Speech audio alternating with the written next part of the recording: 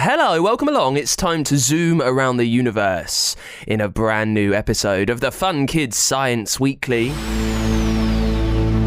My name is Dan, thank you for being there, thank you for joining me as we take a trip around the galaxy. We search out all the science secrets lurking in the solar system. And we're staying a bit closer to home this week, looking inside you, inside your brain. We'll chat to the superstar telly expert Dr Ranj all about his brand new book, Brain Power. One of the organs that has fascinated humans for centuries, right from sort of ancient Egyptian times when they didn't think that the brain was very important. So they used to think that all your thoughts and your mind came from your heart. So they used to preserve the heart and suck the brain out through the back of your skull when you died and throw it away. So they didn't really think it was that important, right through to now when we know. Also, for one more time, we'll dive into the age of the dinosaurs. This week, learning about one of the most fearsome beasts of them all. He's coming this way. Quick, run! You definitely want to run from a T-Rex. His name means King of the Tyrant Reptiles. And he was a terrifying meat-eating dinosaur found in the continent that is now North America. And I've got your questions as always. This time out, they are on cats and colours. There's loads on the way. Stick around. It's a brand new episode of the Fun Kids Science Weekly. Let's get this week's Science in the News. The UK is sending a robot boat to study the underwater volcano in Tonga that erupted back in January. You might remember this. The volcano in the Pacific Ocean caused one of the fiercest volcanic explosions for more than 100 years down there as hot magma met cold sea water. That made it send loads of ash into the air. Also made a tsunami which swept through the ocean. Now this boat, Maxima, will spend weeks looking at the volcano and making a map of what it looks like now and what has changed in the ocean around it. Also, scientists have spotted the furthest star that we've ever seen. The Hubble telescope spotted its light, which has taken 12.9 billion years to reach us. They've called it Earendel, and we were able to see it because the light was magnified through galaxies in its path. And also this week, the Sir David Attenborough polar ship is smashing through ice. You might remember a few years ago, it's the one that the UK public voted to be called Boating McBoatface. We thought it was a laugh. They did not think it was that. Instead, they called it the RRS Sir David Attenborough. It cost £200 million. It's on its first outing to the South Pole and it's been crushing thick ice to see what's happening around Antarctica. Right, let's check in with Professor Hallux then.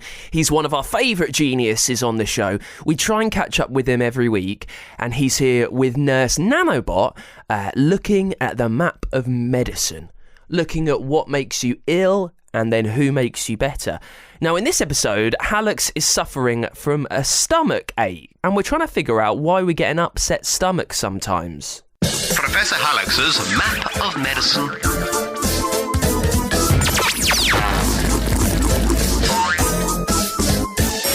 Are you okay in there, Professor? Just a spot of tummy trouble. I'll be out in a minute. Better make that 10 minutes. Oh dear. I told him not to eat those soggy old sausages left over from Saturday. They should have gone in the bin. I said they should have gone in the bin. I think I need to put myself in the bin. Oh, I really don't feel well. Can you give us some facts on tummy trouble, nurse, while you're waiting for me? Might be in here a while. Poor Professor. Of course I can. Clinical crunch. Whoops. Tummy trouble is ever so common. You've probably had a stomach upset before. It might have given you runny poo, made you feel weak and shaky, and perhaps even made you vomit. Stomach upsets are normally caused by bacteria or viruses. It could be that they were lurking in the food that was beginning to go off, or it could be that you caught the germs from school or from the toilets. That's why grown-ups go on about washing your hands. It's a brilliant way to bust the bugs. Germs are all about us, and our bodies are great at beating the bad ones. But sometimes you can pick up some particularly pesky bug that multiplies more rapidly than your body can fight them off. A common one is called rotavirus, although there are all sorts. Well, I've washed my hands, but I'm still not feeling great. If it was that silly sausage, I'll feel better in a day or two. But some people are unlucky enough to get problems with their stomach and gut that don't clear up easily. That's when they need expert help. They certainly do. Imagine having diarrhea and vomiting all the time. That would be very uncomfortable. Got any experts hiding in that map of medicine, Prof? Funnily enough, nurse, I believe we do. It's a mine of info about medical people and places. Let's load it up before I need the toilet again. Let's find out about the gastroenterologist. Opening the map of medicine. So, you've been pooing and vomiting for days or maybe even weeks, and your doctor's not sure what's causing the trouble. Time to see a gastroenterologist. It's a heck of a word, isn't it?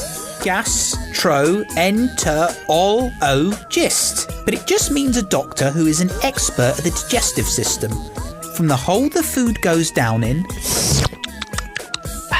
to the hole the food comes out. Yes, that one.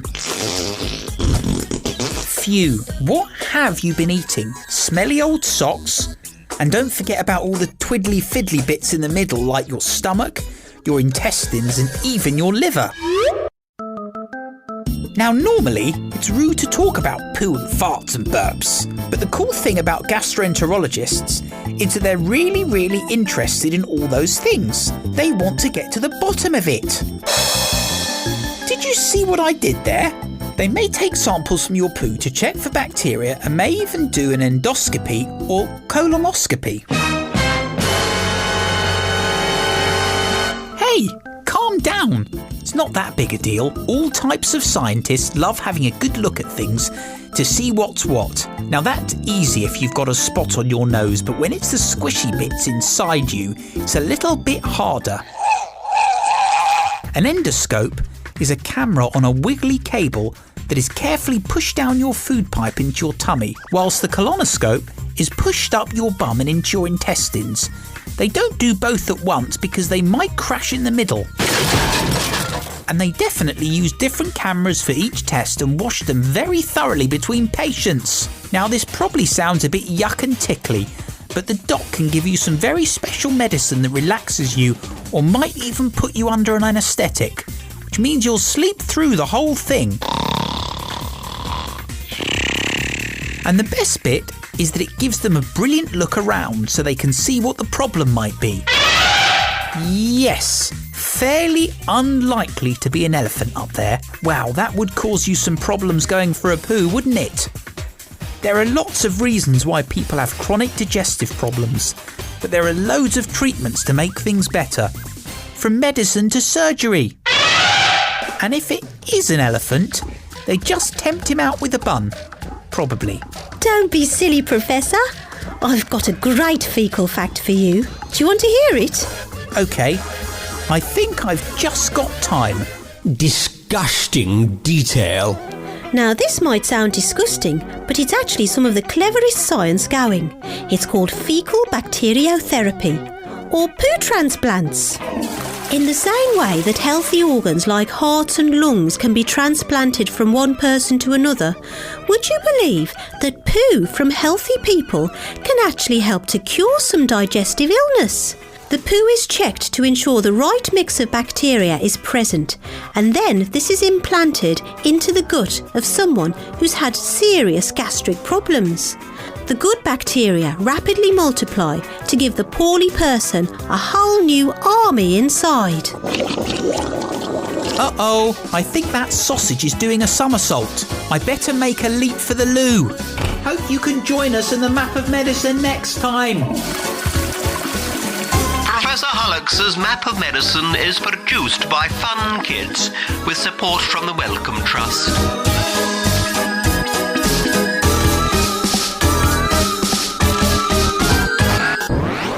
Let's get to your questions then. If you've got something sciencey that you need answering, you need it sorted out because you can't sleep at night, leave it as a review for this podcast, for the Fun Kids Science Weekly on Apple Podcasts.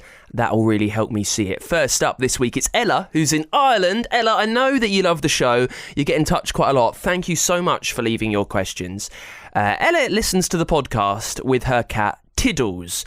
Brilliant cat name, by the way. Mine's called Tiggy, quite similar. And Ella wonders why Tiddles' eyes are mostly black instead of white.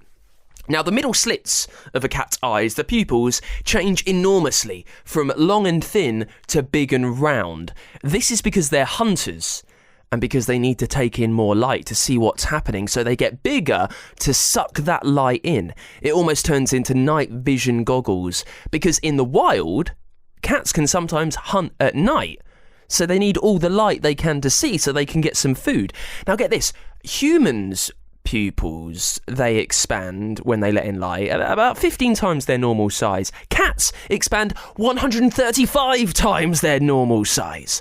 Also, some cats have a condition which makes the edge of their eyes darker than others, which are white. It can change from cat to cat, but it's nothing to worry about, so thank you for the question, Ella. Also this week it's from Harry in Tenerife, who wants to know, are colours real or are our eyes playing tricks on us? Well, it's a bit of both really, Harry. Everything we see is because of light. In a beam of light from the sun, you have all the colours possible. All the colours of the spectrum are in that beam of light. Now what happens is an object will either absorb or reflect that light. So if you're wearing a blue shirt, for instance, the chemicals in that shirt suck in all the other colours, they absorb those, but reflect the blue wavelength in the light. It's the same if you're wearing red shoes. It will suck in all the other colours and then reflect that red back. So it is real, but it's also a trick of science. It's a trick of the light. Really fascinating stuff, colours. Thank you so much, Harry, for the question. If there's something you'd like answered on the show next week, leave it as a review for us over on Apple Podcasts. Now, our special guest this week is the superstar TV genius, Dr Ranj. He's got a brand new book out. It's all about your brain. It's called Brain Power, because brains look a little bit boring, don't they? They're a bit slimy, a little bit grey. But your brain is more powerful than any superpower.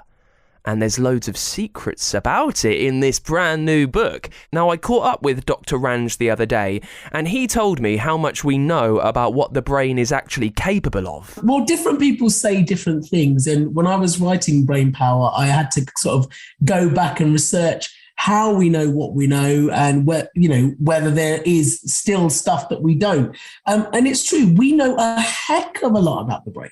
We know quite a bit about how it works, how it's put together, how it does what it does, but there's still so much that we don't know yet. Could I quantify it? I'm not sure we can, because I think we're going to be learning stuff all the time. But it is fascinating. It's one of the organs that has fascinated humans for centuries, right from sort of ancient Egyptian times when they didn't think that the brain was very important. So they used to think that all your thoughts and your mind came from your heart. So they used to preserve the heart and suck the brain out through the back of your skull when you died and throw it away. So they didn't really think it was that important, right through to now when we know brains are immensely important. And actually, even though a lot of our brains and nervous systems look similar and function in similar ways, there are, lots of us, what makes us unique is our experiences, what we've been through, our memories, and also the way our brains work to some extent, because there are people out there whose brains work quite differently. For instance, autistic people or people who have dyslexia or ADHD, their brains work in a slightly different way, but they're still just as amazing as anybody else. And they have strengths and qualities that they can build on and make them amazing. Now, I'm quite a creative thinker, and some of my best mates are more logical thinkers. I'm good with words, they're good with numbers. Why can some people's brains work in such completely different ways when really they're the same organ? Yeah, so it's all down to how your brain is wired. So they all look the same. They all contain the same sorts of cells and the same sorts of structures. And they generally work in a similar way, but it's your experiences that mold you. And to some extent, it's your genetics, what you're born with. To some extent, it's how you grow up and what you experience and learn when you're growing up. And you're right. Some people are naturally, I suppose, geared towards a certain kind of learning or certain kind of thinking. We talk in the book about different kinds of intelligence, as it were. So intelligence isn't just about book work. It isn't just about recalling facts and figures and being good at maths and stuff like that. There's loads of different kinds of intelligence, and that shows us that brains work in different ways, and we are naturally good at different things. So there are some people who are musically intelligent. So their brains are naturally wired to be better at musical things. There are people who are movement intelligent. So they're dancers and choreographers. There's people who are naturally gifted in terms of dealing with others, interpersonal intelligence. There's all sorts there's logistical, mathematical intelligence, the one you're talking about.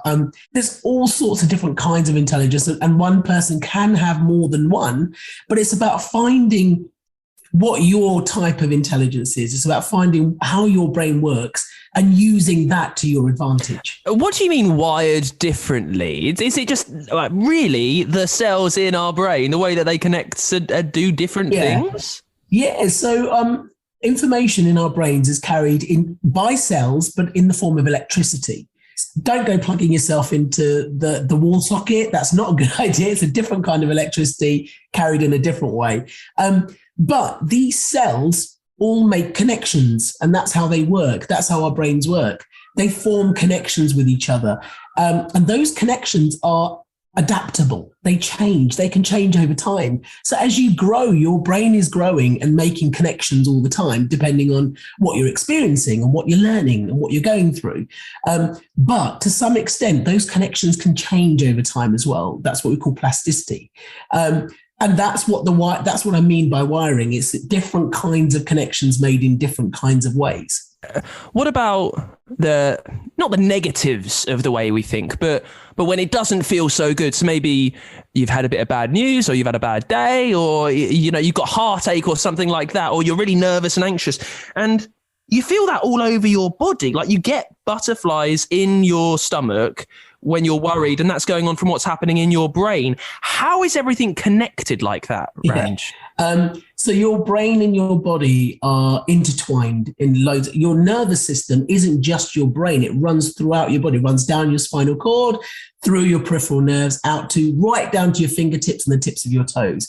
Your brain and your body are intricately linked. And whilst your nervous system senses what's going on around you, so it's taking in information from your body, so what you touch, what you smell, what you hear, what you feel, it also that messaging is reciprocal. It goes in the other direction as well. So sometimes you can make yourself feel something because you're experiencing a particular emotion. So butterflies, for instance. So when you're nervous, you might feel sick.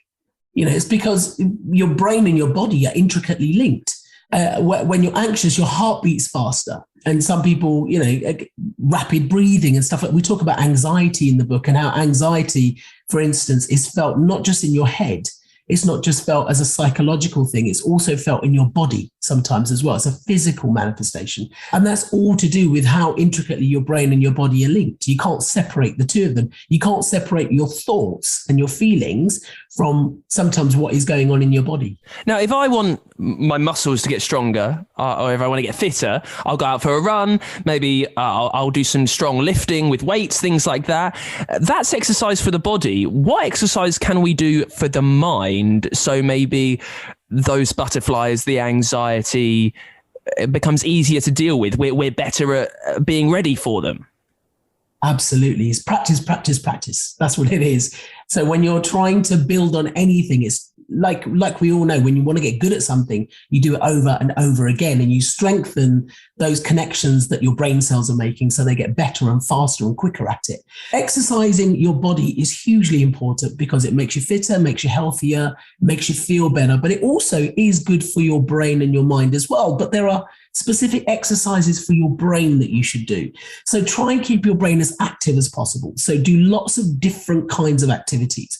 It's not just about reading and book work, but it's doing maths puzzles, doing jigsaw puzzles, doing crosswords, doing creative things, being artistic is really, really good for your brain. Being sociable, a lot of people don't realize is being nice, being kind, being sociable doesn't just make you feel good about yourself, but it's actually really good for your mental well-being. Giving yourself a break sometimes. So doing things like relaxation exercises or mindfulness that a lot of people will be aware of and may even have done at school.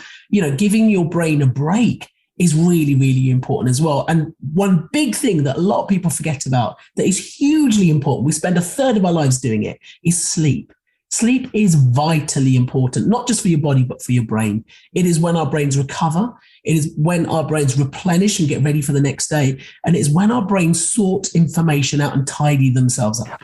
I'm in love with those stories and those sci-fi movies where someone finds out that they were only using 10% of their brain power and then they get the full 100 and they can control everything and they can fly. Yeah.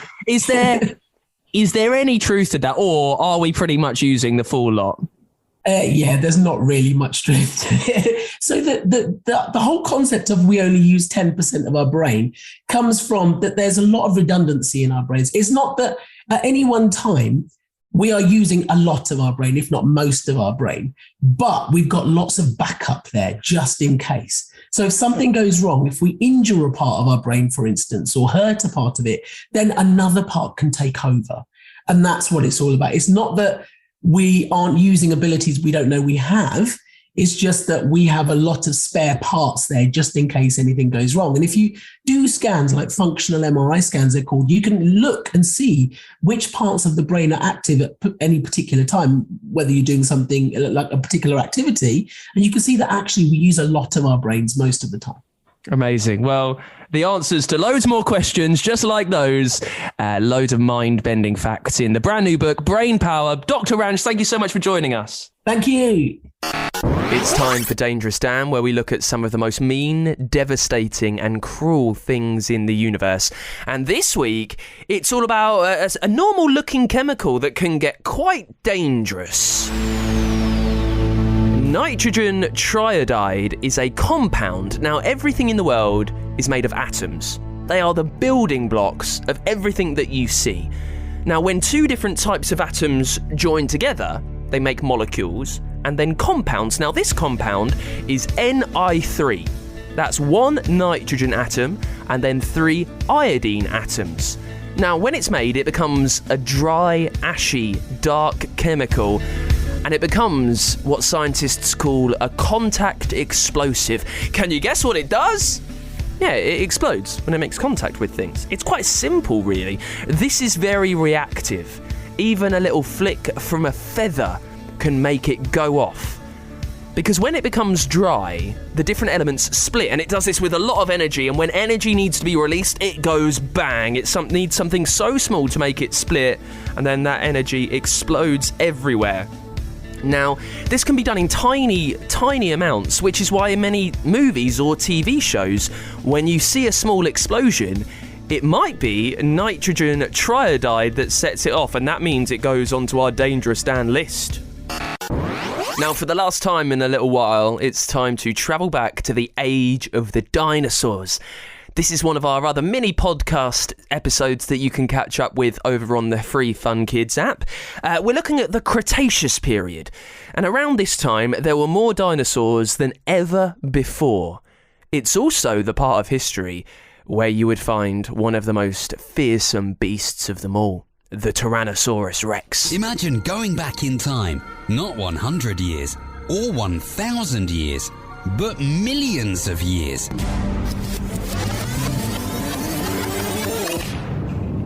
To the age of the dinosaur.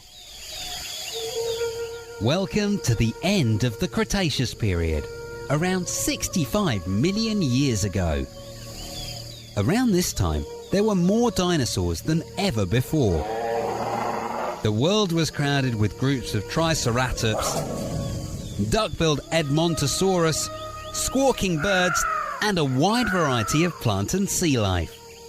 The end of the Cretaceous period is also where you'd find one of the best known dinosaurs of them all, Tyrannosaurus Rex. He's coming this way. Quick, run! You definitely want to run from a T-Rex. His name means King of the Tyrant Reptiles.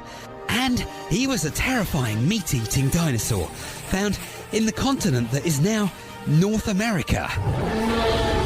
This carnivore was massive at over 12 metres long and 6 to 7 tonnes in weight.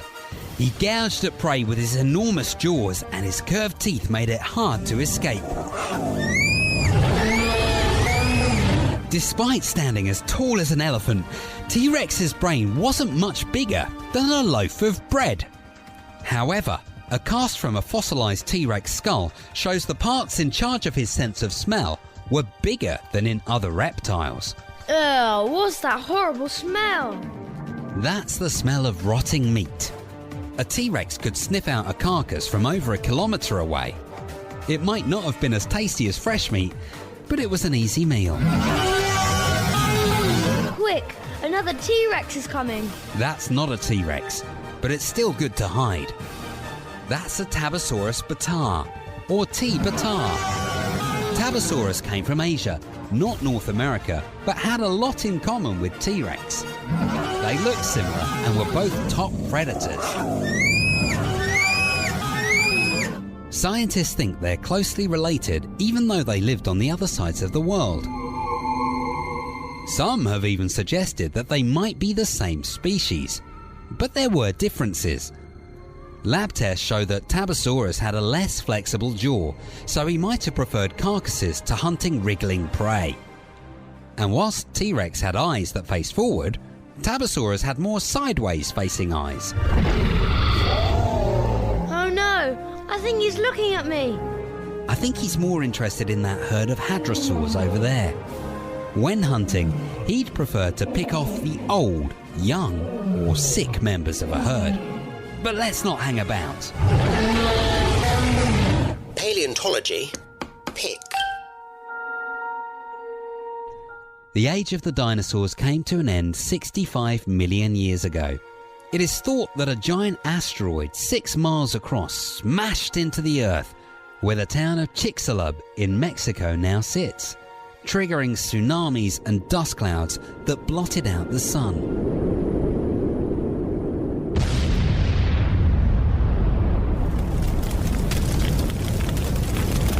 Plants could not grow. Animals were cold and hungry and began to die. From the seas to the skies, many creatures and plants disappeared forever. In fact, 7 out of every 10 species perished.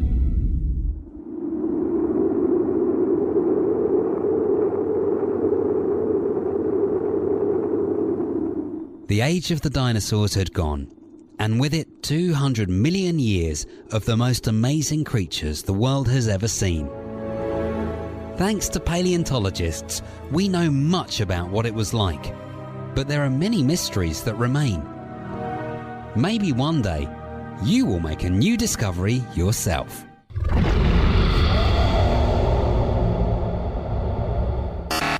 And that is it for this week's Fun Kids Science Weekly. Thank you so much for having a listen. If there's a question that you'd love answered, leave it as a review for me and for the show on Apple Podcasts. It's dead easy. Find Fun Kids Science Weekly there. There's a little comment box at the bottom. That's where you leave your question. Give us 5 stars so I can see it. Drop your name there too so I can say hello. While you're there, you've got loads more of our brilliant podcast series. You've heard some today. Hallux, Age of the Dinosaurs. We've got loads more. You can also get them Google, Spotify, on the free Fun Kids app and at funkidslive.com. And Fun Kids, we are a children's radio station from the UK. You can listen to us all over the country on your DAB digital radio and at funkidslive.com.